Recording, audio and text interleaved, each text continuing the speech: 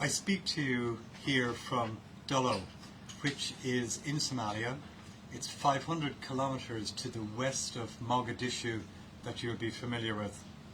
It's right on the border between Somalia and Ethiopia. And Donncha is right on the front line of a catastrophic drought that has gripped Somalia over the past 2 years. That unprecedented drought has led to one of the biggest humanitarian crises in the world today.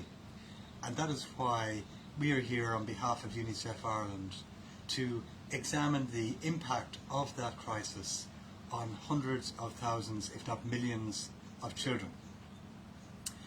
I'm joined here today, I'm very pleased to say that I'm joined here today by two people. Firstly, our UNICEF Ireland ambassador of many years standing, Donncha O'Callaghan. Donncha really needs no introduction to an Irish audience. A former proud Munster rugby player and an international capped player for Ireland.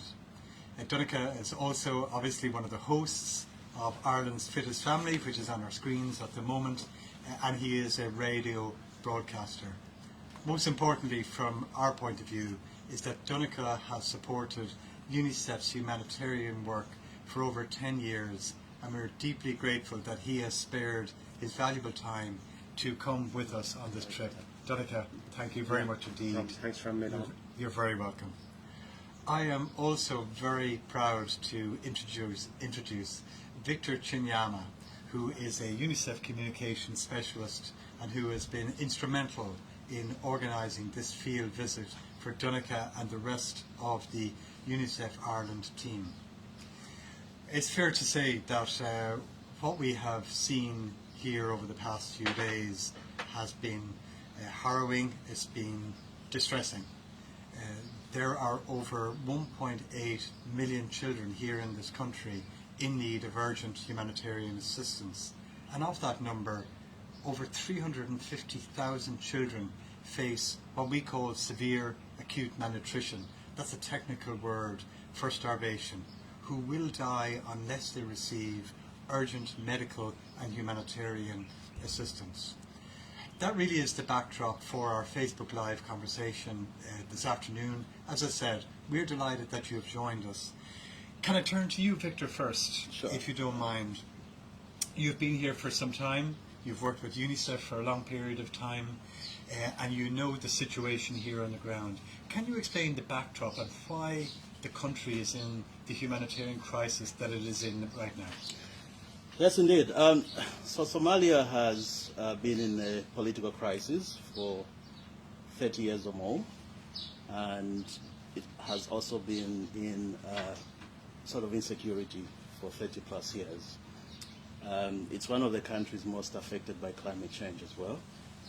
So we see the country caught up in this spiral of floods, of droughts. In the last decade alone, Somalia has now had 3 droughts. 2011, in fact, was a famine. So what typically happens is that we see an increase in children with severe acute malnutrition. We see a spike in diseases such as cholera, measles, and diarrhea. But also we see people being displaced from their homes because they are moving in search of help. And at the moment, the country already had about 2 million people that had been displaced by conflict as well as by previous droughts. With this current drought, there's an additional 1 million people that have been displaced. And I might also add that it's not just a result of rains failing for one season. Rains have failed for 4 seasons. And Somalia has 2 rain seasons every year. So that means for 2 years, this country has not had normal rains. And people might have held out some hope that maybe the next rains will be better, but in fact they have failed.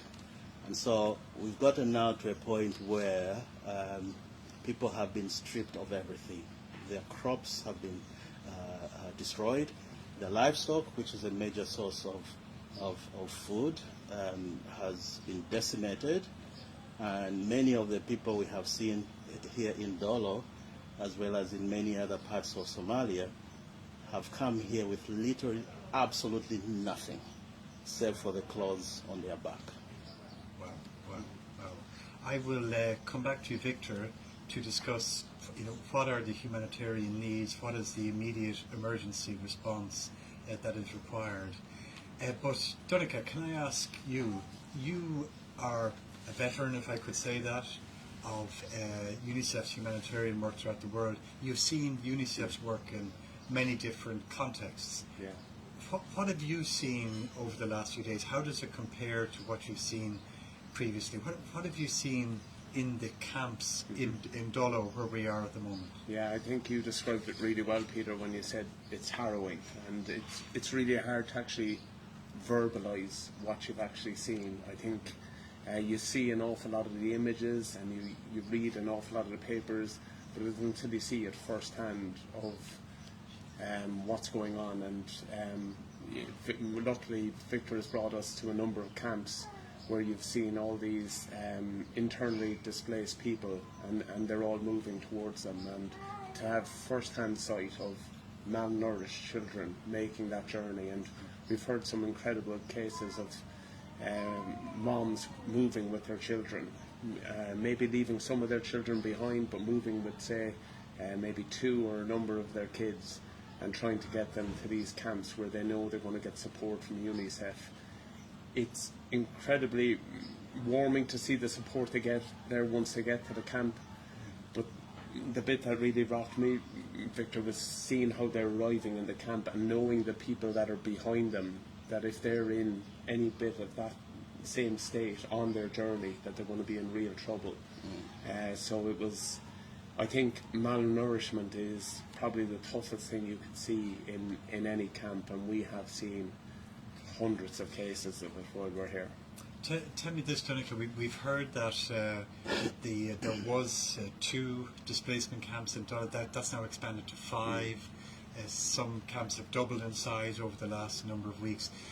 As you went around these camps, can you just, for our UNICEF Ireland donors tuning in, listening in today, can you just describe, what's it like just walking around the camp? What are the conditions like? And is there any particular moments which stood out for you? Yeah, there's an awful lot, Peter. I think it's actually, I actually feel guilty because I can't verbalise it well enough, but just walking around the camps, they have, like you said, they have left with nothing. All they have is the clothes on their back, and they've made this journey with absolutely nothing. And when they arrive at the camp, there is, the best of care to help them get up and going, but there still is such numbers that it is very hard to process and make sure that everyone's looked after. But we met people yesterday that had travelled up to 100 kilometres, and they were starving, and this wasn't even mentioning the kids. And yesterday there was a little bit of rain, but what was called shallow rain. And chatting to some of the UNICEF doctors, they were saying that type of rain is actually really, really dangerous, because the malnourished children are in danger of pneumonia when they get wet and when the camp gets wet. So incredible to see, and I think you described it best when you said it's harrowing. It's really hard to take in seeing a malnourished child and their mothers that are doing everything for them. It is indeed distressing. Can I say to our audience, one of the scenes that really upset me more than anything else was to see a young mother sitting beside the graves of the 2 children that she had to bury once she got to the camps. That was very, very distressing indeed. Victor, we've heard time and time again that, strange and old though it may seem or even sound, we've heard that these are the lucky people, the people who've got to the camps, but we're hearing worrying stories about what are the people who haven't been able to make it to the camps, people who are not in receipt of any humanitarian assistance. What are UNICEF's concerns around those people? I think our concern is basically that there's no help or support that is reaching these people. And what worries us the most is simply based on the conditions in which the people arriving, the way they appear, especially the children, if these children are looking like this, so severely malnourished, what is happening to those who are not able to make it? And so, again, the context in Somalia is such that there are large areas of this country that are not under government control. And so our ability as UNICEF and other humanitarian actors to be able to go behind the lines and provide support is rather limited because of insecurity. But we are finding different ways of getting help to these communities, and also looking at how, as you mentioned earlier, that people are having to walk tens of kilometers. So how can we take the help we are providing here closer to the areas where they are walking, so at least we can reach them much earlier than before they arrive in the sites. I think what worries us the most is really the high rates of malnutrition that we are seeing now. The conditions for a major catastrophe do exist at the moment. And I have been coming to these areas since last year, and it does feel like every time I come here, it's much worse than the previous. And right now, this is different. It does feel like we are right at the tipping point, purely based on the large numbers of people we are seeing and the incredible amount of needs. Yeah, that is true. It's I've heard this time and time again. People who had experience of the famine in 2011, where over 200,000 people lost their lives, well over 200,000 people died. People are saying that the conditions now are worse than they were before that famine was actually declared, which is obviously a great worry. Can I stick with Victor for one moment, if you don't mind, Donncha? So, if obviously UNICEF, all of our humanitarian work is focused on children. So, if a child presents in the camp with severe acute malnutrition, as I said, starvation, what is the next step in terms of referral and so forth? What happens then for children, and what can UNICEF provide for children like that? So we have teams on the ground. In fact, at the moment we have about 300 people that are working in the field, and these teams are going out to each of these camps twice or three times a week to screen all these kids. And immediately a child is at risk or already in fact has malnutrition, that child is then referred to a treatment center where they can do further screening. They do all the triage and testing of the child and so on, and then a determination is made. If a child has severe acute malnutrition but also has an underlying complication, typically that could be pneumonia, diarrhea, or even cholera, that child then needs to be admitted in what is called a stabilization center.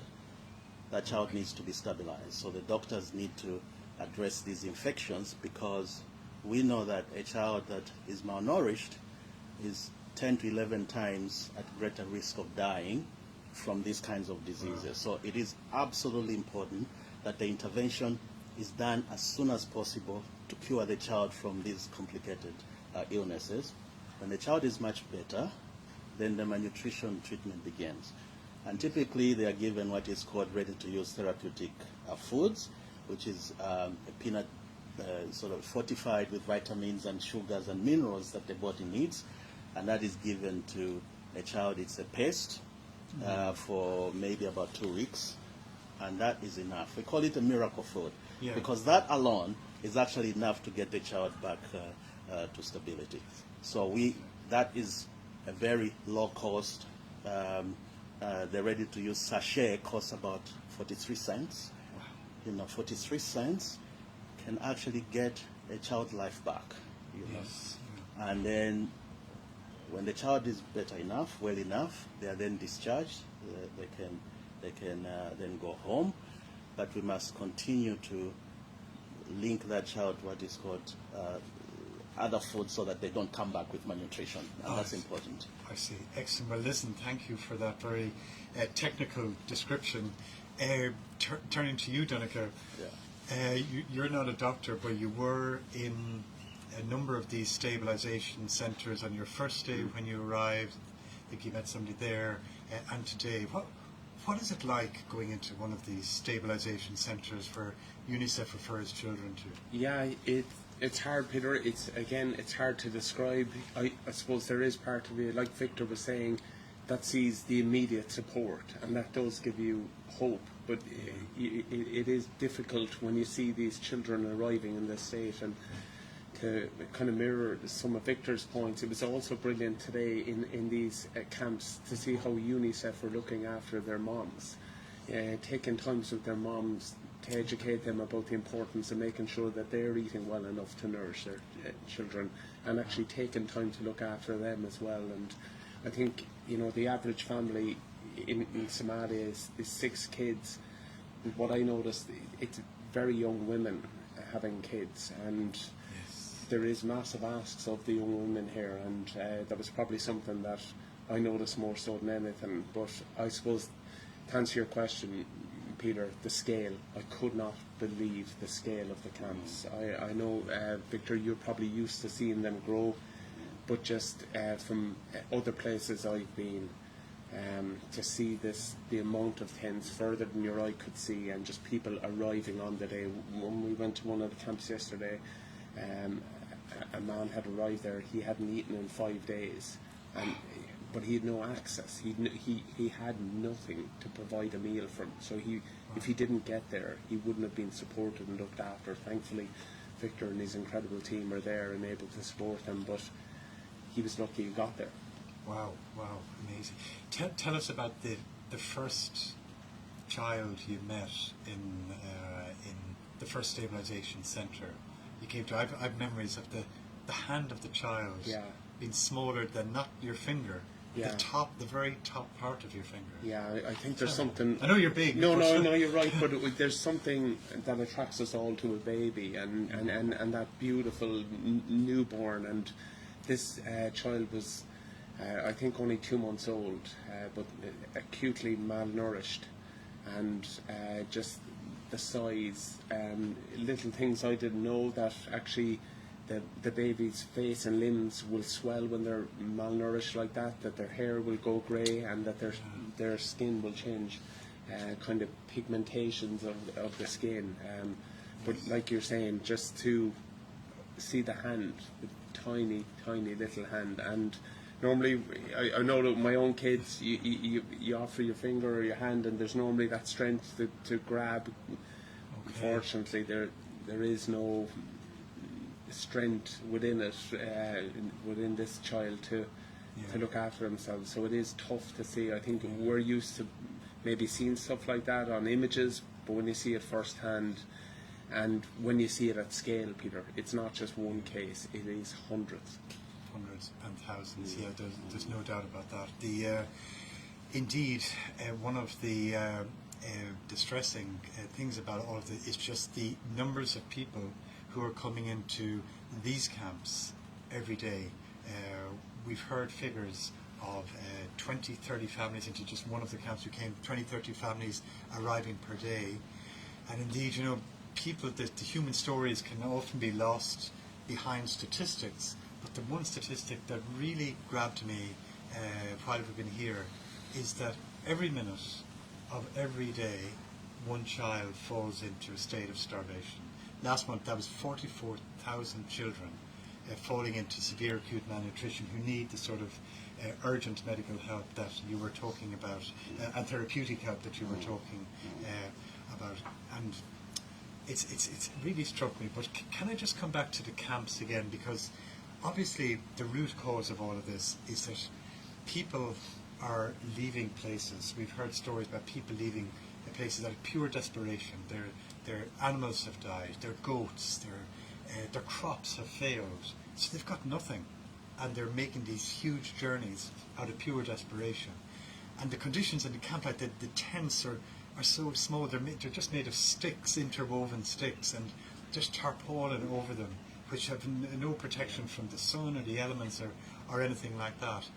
But apart from the nutrition services in the camps, Victor, can I ask you, just before we turn to some of the questions which have been put by our audience, what are the other humanitarian assistance that UNICEF provides inside the camps? It's not just about provision of food, is it? No, and we worry about the risk of diseases such as cholera, and so it's important that these people have clean and safe water. Okay. Because what happens, of course, this is a water crisis, and people will drink any water, even water that is contaminated, and that is what leads to these diseases. So we must then find water from a deeper well and bring it to a tank and supply them. And also I'm sure you have seen that there are trucks and trucks of Bowsers that are bringing water into these camps as well. So water is absolutely important, but we also worry about the kids. I mean, the children who wake up and they have nothing to look forward to. I mean, they spend their whole day just idling in these camps with no activity to keep them engaged. So what we're doing is putting up all these, we call them safe spaces because they are places of refuge for children, where they just can be children. They'll play football, they'll play their games and interact, make friends, doing the things that normal kids will do. And that is so important for their own psychological well-being. Mothers are worrying about their children. And when they can see their children playing and happy and being kids, that's one less thing to worry about. And so that is an important issue that we must continue to address. It was actually Yes, it was quite jarring to pass that child-friendly space today, because it was the first time we actually heard the laughter of children just being kids and having fun and having a good time, and it was actually so different to what we've experienced for the whole week, seeing them just being children and having a happy childhood.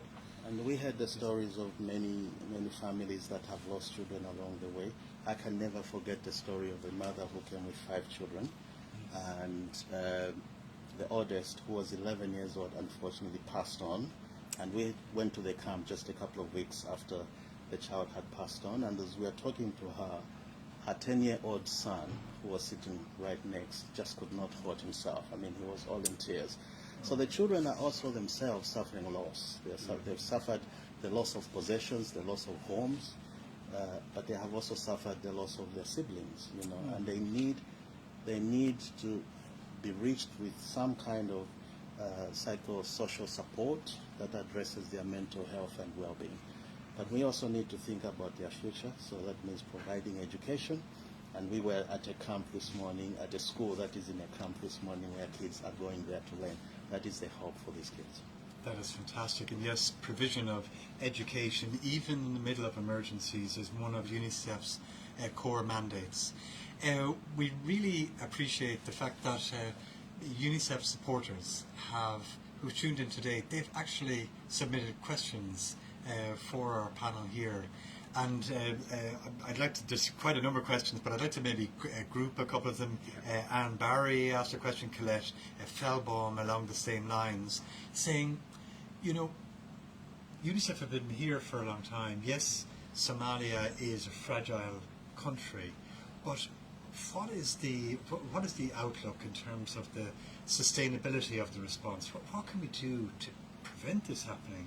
Again, is there anything we can do to prevent this happening? What can UNICEF do to build up resilience? So there is again, as I said, it's sort of a mix of instability within the country itself, and then climate change. On the instability side, there's not much that UNICEF can do. However, there are signs of hope that Somalia now has a government in place that is preaching stability, that is making moves towards creating a much safer and stable environment. We hope that continues. Very good, very good. Two other questions, very closely related. Therese Ablondi Clohessy and Marie Jones, just asking, I think you may have touched on this, when people come from the camps, they come into treatment centres, health facilities, and so forth. How many of them tend to come back when, you know, if they've been treated for malnutrition? Do any of them present again for malnutrition a second or third time? Yes, they do, but the numbers are much smaller. I think once they come for treatment for the first time, at least we know the children, right? Excellent. And once they have been treated, then they are continued further on in other programs as well, so that they don't come back. Excellent, excellent. Yes, Donncha, go. Victor, you did a great example of that today with a malnourished child that you saw 3 months ago, but as a result of being in the program, now in really healthy and good health. A really positive story. Within 3 months, that child came in with ribs. You can literally see the ribs now much healthier. Nice. Donncha, as we come to a close here at this UNICEF Facebook Live event, as I said at the outset, you've been an incredible ambassador for UNICEF. You have seen our programs all over the world. Can you talk to our supporters about your final parting thoughts as we leave Somalia, go back to the affluence of Ireland? What are your thoughts? I suppose it is to be thankful to the UNICEF Ireland supporters that always dig deep and help the likes of Victor and his team. And it's amazing when you come out here, you always meet someone Irish. We were lucky to meet Sinead Murray, who works with Victor. She's from Monaghan and she works in gender-based violence, which is incredible stories that she tells and is affected by out here. But I suppose what I'm massively proud of is, as Irish people, we're compassionate, we're kind, and we look to others. We've suffered an awful lot ourselves in time, and I think we can identify with an awful lot of things. I think it's in our DNA that we know that where we're from, and we're a country that has suffered famine before. And I think due to an incredible reputation, what we've built up with the likes of UNICEF is that people know we'll help. And when Irish people do say they'll do something, they find a way to go beyond themselves. And look, I'll be honest with you, firsthand, I'm quite guilty of falling into probably the spin of at home, feeling sorry for myself, finding things a little bit tough. I can promise you, we're seeing nothing like what's going on out here. The malnourishment, the people are in the cups of a famine here and really badly need our support. So for me, it would just be to say thank you so much to the UNICEF supporters that always help the likes of Victor and yourself do some incredible work. Okay, well, Donncha O'Callaghan, on that note, we'll come to a close of this Facebook Live. Victor Chinyama, we really appreciate your time today. We appreciate your expertise of you and all of your colleagues here. But most of all, can I say we appreciate, none of this would be possible. Nothing that UNICEF does here would be possible without the generous support. I know some support going back over 20 years are tuning in today. That is hugely appreciated by all of us in UNICEF. The United Nations are predicting that there is a strong possibility of famine being declared in this country in the coming weeks and months. UNICEF is here providing vital humanitarian assistance, saving the lives of children and trying to prevent that situation from occurring.